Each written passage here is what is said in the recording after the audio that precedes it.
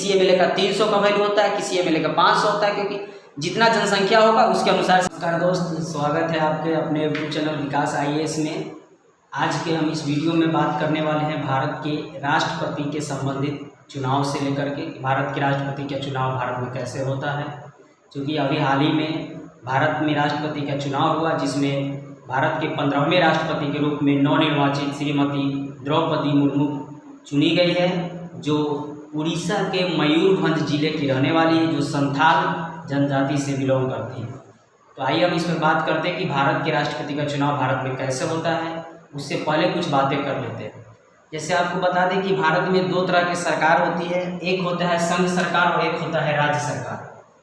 जो संघ सरकार होता है, संघ सरकार और राज्य सरकार, दो तरह की सरकार अभी भारत में होते हैं। संघ सरकार है, उसमें संघ सरकार के कई पार्ट हैं। जैसे मान लीजिए कि पहला पार्ट है कि कार्यपालिका। कार्यपालिका को इंग्लिश में एग्जीक्यूटिव कहते हैं, दूसरा होता है विधायिका, तीसरा होता है न्यायपालिका और एक कैग CAG जिसको बोलते हैं, नियंत्रक एवं महालेखा परीक्षक। जो भाग 5 है भारतीय संविधान के भाग 5 में संघ सरकार के वर्णन किया गया है और उसमें कार्यपालिका, विधायिका और न्यायपालिका आते हैं। कार्यपालिका के अंतर्गत कई पार्ट होते हैं। जैसे कार्यपालिका में राष्ट्रपति, प्रधानमंत्री और मंत्रिपरिषद, उपराष्ट्रपति और महान्यायवादी, ये सब कार्यपालिका के अंतर्गत आते हैं। उसमें जो हम लोग मेन बात आज करने वाले हैं उसको राष्ट्रपति के बारे में। तो कार्यपालिका आर्टिकल 52 से लेके आर्टिकल 78 तक होते हैं। उसमें कार्यपालिका का जो हेड होता है, प्रमुख, उसे हम लोग राष्ट्रपति कहते हैं, जो भारतीय संविधान के आर्टिकल 52 से 62 तक वर्णन किया गया है। और भारतीय संविधान के आर्टिकल 52 से 62 तक जो राष्ट्रपति के बारे में वर्णन किया गया है कि भारत में एक राष्ट्रपति होगा, राष्ट्रपति का क्या पावर होगा, इसके बारे में विस्तारित से बताया गया है भारतीय संविधान के अनुसार। अनुच्छेद 52 कहता है कि भारत का एक राष्ट्रपति होगा। इसका मतलब ये हुआ कि अनुच्छेद 52 यह प्रूफ करता है कि भारत में एक ही राष्ट्रपति होगा और राष्ट्रपति का पद कभी खाली नहीं रह सकता है। यहाँ से हम प्रमाण दे सकते हैं कि भारत में एक राष्ट्रपति होगा। इसका अनुच्छेद 52 से संबंधित है। अनुच्छेद 53 यह बात कहता है कि संघ की कार्यपालिका शक्ति राष्ट्रपति में निहित होगी और वह इसका प्रयोग स्वयं अथवा अपने अधीनस्थ अधिकारियों के द्वारा करेगा। यानी कि अब यहाँ बात आती है कार्यपालिका शक्ति के बारे में। तो मेन कहा गया है कि आर्टिकल 53 में कि संघ की कार्यपालिका शक्ति राष्ट्रपति में निहित हो और इसका मतलब हो गया कि संघ की कार्यपालिका शक्ति राष्ट्रपति में निहित होगी। तो दो तरह की शक्ति होती है। एक शक्ति होता है नॉमिनल पावर, जिसको हम लोग बोलते हैं नाम मात्र की शक्ति, और एक होता है रियल पावर, जिसको हम लोग बोलते हैं वास्तविक शक्ति। जो संसद में, पार्लियामेंट में अगर हम बात करें तो पार्लियामेंट में प्रधानमंत्री और राष्ट्रपति, और एक तो पार्लियामेंट में जो पार्लियामेंट्री सिस्टम होता है तो उसमें जो नॉमिनल पावर होता है वो राष्ट्रपति के पास होता है और रियल पावर होता है प्रधानमंत्री के पास। तो इसमें जो बताया गया है कि संघ की कार्यपालिका शक्ति राष्ट्रपति में निहित होगी और वह इसका प्रयोग अपने स्वयं या अपने अधीनस्थ अधिकारियों के द्वारा करेगा। तो अधीनस्थ अधिकारियों का मतलब ये हुआ कि जो आर्टिकल 74 आप पढ़िएगा, उसमें लिखा हुआ है कि राष्ट्रपति को सहायता एवं सलाह देने के लिए एक मंत्रिपरिषद होगा, जिसका प्रधानमंत्री होगा। यानी कि जो उसका अधीनस्थ अधिकारी है वो मंत्रिपरिषद है और प्रधानमंत्री है। लेकिन यह बात डिटेल किया हुआ है आर्टिकल 74 में। उसके बाद बात करते हैं आर्टिकल 74 के बारे में। आर्टिकल 54 इसमें बताया गया कि राष्ट्रपति का निर्वाचन, यानी कि राष्ट्रपति के चुनाव से रिलेटेड है। राष्ट्रपति का चुनाव, राष्ट्रपति का निर्वाचन, भारत के राष्ट्रपति का निर्वाचन एक निर्वाचक मंडल के द्वारा होगी। निर्वाचक मंडल में संसद के दोनों सदनों का तथा राज्य विधानसभा के निर्वाचित सदस्य, ये सब पर अंडरलाइन करिए। इसमें बताया गया है कि जो राष्ट्रपति का निर्वाचन होगा वह आम जनता निर्वाचन नहीं करेगी। चुनाव में, राष्ट्रपति के वोट में, चुनाव में आम जनता भाग नहीं लेगी। उसके लिए एक निर्वाचन मंडल बनाया जाएगा, यानी इलेक्टोरल कॉलेज, जिसको इंग्लिश में इलेक्टोरल कॉलेज बोलते हैं, यानी निर्वाचक मंडल के द्वारा चुनाव होगा स्पेशलिस्ट। दूसरी बात है कि इसमें जो भाग लेंगे निर्वाचक मंडल में वो होंगे दोनों सदनों तथा राज्य विधानसभाओं के निर्वाचित सदस्य। आपको पता है कि संघ में 2 सदन है, राज्यसभा और लोकसभा। राज्य में भी 2 सदन होते हैं, एक विधानसभा और विधान परिषद, लेकिन सभी जगह विधान परिषद नहीं है, मात्र कुछ ही राज्यों में विधान परिषद है। तो जो विधान परिषद है उसके सदस्य तो भाग नहीं लेंगे, ये तो पहले हो गया। और विधानसभा के निर्वाचित सदस्य और संसद दोनों सदनों के निर्वाचित सदस्य, इसका मतलब लोकसभा और राज्यसभा में 2 तरह के सदस्य होते हैं, निर्वाचित भी होते हैं, मनोनीत भी होते हैं। तो जो निर्वाचित सदस्य वही चुनाव में भाग लेंगे और मनोनीत सदस्य राज्यसभा हो या लोकसभा हो उसमें मनोनीत सदस्य भाग नहीं लेंगे। यानी कि लोकसभा में अभी तक जो सिचुएशन था, अब तो सिचुएशन खत्म हो गया कि राष्ट्रपति 2 एल्गो इंडियन को मनोनीत करते थे और राज्यसभा में अभी भी 12 ऐसे व्यक्ति हैं जो साहित्य, कला, विज्ञान और समाज सेवा के क्षेत्र में जो उत्कृष्टता दिखलाए हैं उनको राष्ट्रपति के द्वारा डायरेक्ट मनोनीत करके राज्यसभा सांसद बनाया जाता है। तो वैसे व्यक्ति जो मनोनीत करके सांसद बनते हैं वो चुनाव में भाग नहीं लेंगे, सिर्फ निर्वाचित यानी कि इलेक्शन जीत के जो जाते हैं वही चुनाव में भाग लेंगे और विधानसभा के भी इलेक्टेड मेंबर चुनाव में भाग लेंगे। ये तो बात हो गया आर्टिकल 54 में कि कौन कौन से चुनाव में भाग लेते हैं राष्ट्रपति के। क्लियर। अब बात करते हैं आर्टिकल 55 के बारे में, 55। इसमें बताया गया कि राष्ट्रपति का निर्वाचन अप्रत्यक्ष रूप से आनुपातिक प्रतिनिधित्व पद्धति के अनुसार एकल संक्रमणीय मत द्वारा गुप्त मतदान होगा। यहाँ कई शब्द है। पहला शब्द तो हम बोले हैं कि राष्ट्रपति का निर्वाचन अप्रत्यक्ष होगा, दूसरा शब्द है आनुपातिक प्रतिनिधि के द्वारा और तीसरा शब्द है एकल संक्रमणीय मत द्वारा। अब इस सब का अलग अलग मीनिंग है। पहली बात है कि अप्रत्यक्ष यानी राष्ट्रपति का चुनाव में डायरेक्ट जनता वोट नहीं करेगी, जनता के द्वारा चुने गए प्रतिनिधि वोट करते हैं, सिंपल। दूसरी बात है आनुपातिक प्रतिनिधि। जैसे मान लीजिए कि पूरे सांसद जो है total member of parliament Bharat में जो इलेक्शन में भाग लेते हैं, जो चुनाव में भाग ले सकते हैं राष्ट्रपति के, वो है 777 और पूरे एमएलए जो है लगभग 4120 है।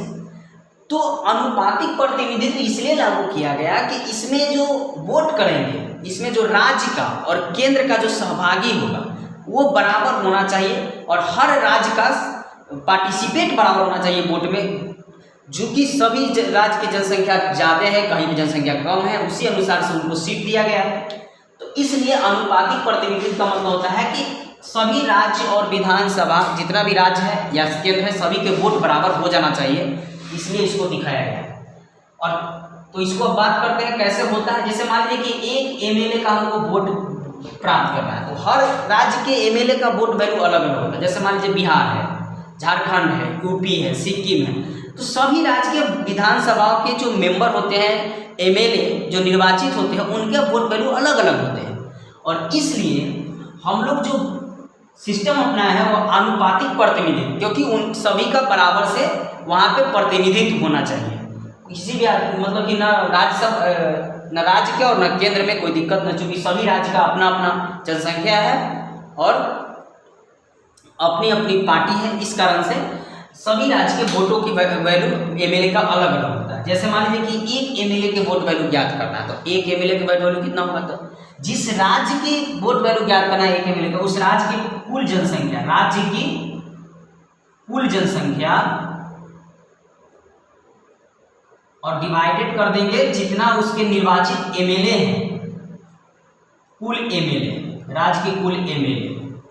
और इसको हम लोग नंबर कम आने के लिए, नंबर जैसे संख्या ज़्यादा ना जाए इसलिए 1000 से डिवाइड कर देते हैं, यानी कि कहे तो 1/1000 से मल्टीप्लाई कर देते हैं। इसका मतलब ये हुआ कि जैसे मान लीजिए किसी राज्य की जनसंख्या 1 लाख है और वहाँ पे 10 एमएलए हैं, तो 10 एमएलए का, इसका मतलब हो गया एक एमएलए का वोट 1 लाख हो गया, तो ये ज़्यादा काउंट करना पड़ जाएगा। इस कारण से हम 1/1000 से इसको मल्टीप्लाई कर देते हैं, तो लगभग एक एमएलए का वोट लगभग 10 हुआ, यानी कि एक एमएलए का वोट लगभग 10, यानी कि एक एमएलए का वोट लगभग 10 वैल्यू हुआ, उस अनुसार से वो अपना काम करें।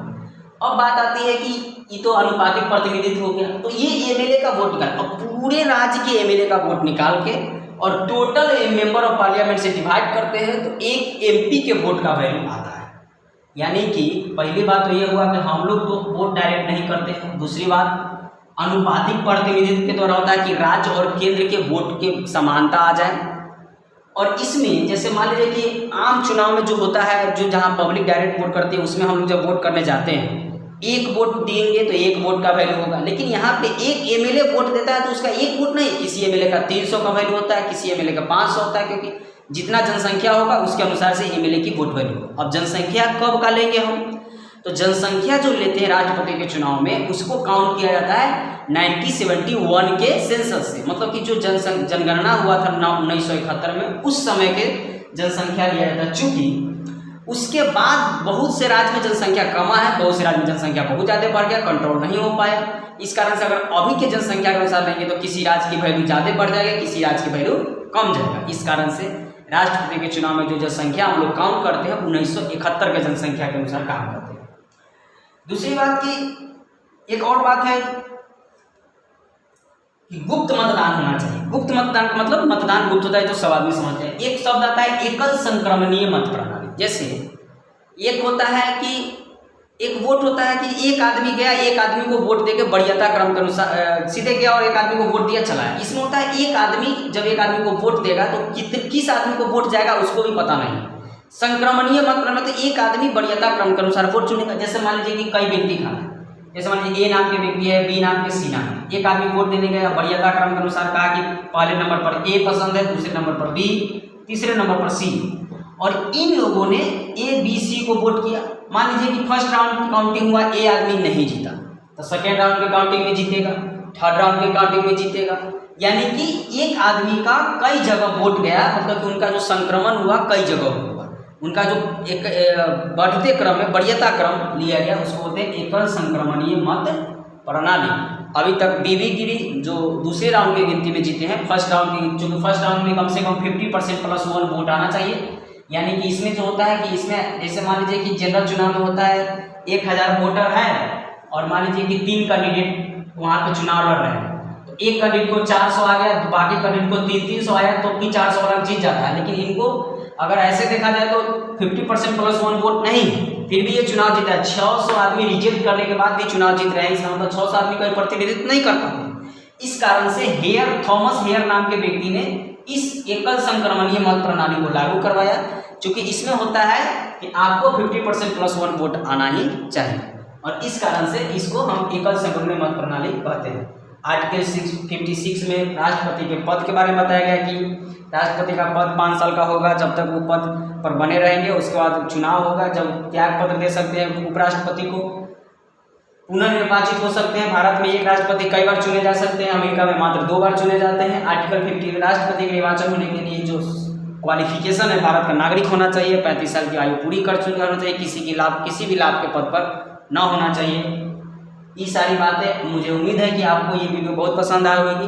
वीडियो को शेयर करें, लाइक करें, सब्सक्राइब करें, और आगे की बात हम करेंगे नेक्स्ट वीडियो में राष्ट्रपति के पावर के बारे में कि उनके पास क्या क्या पावर होता है, क्या वीटो शक्ति होता है, क्या पॉकेट वीटो लगाते हैं, न्यायिक प्रक्रिया पावर क्या है, विधायक शक्ति क्या है, कानूनी शक्ति क्या है, और आगे के आर्टिकल्स के बारे में। अभी लगभग 62 आर्टिकल तक प्रेसिडेंट के बारे में तो नेक्स्ट वीडियो में बात करेंगे। तब तक के लिए धन्यवाद। ठीक है,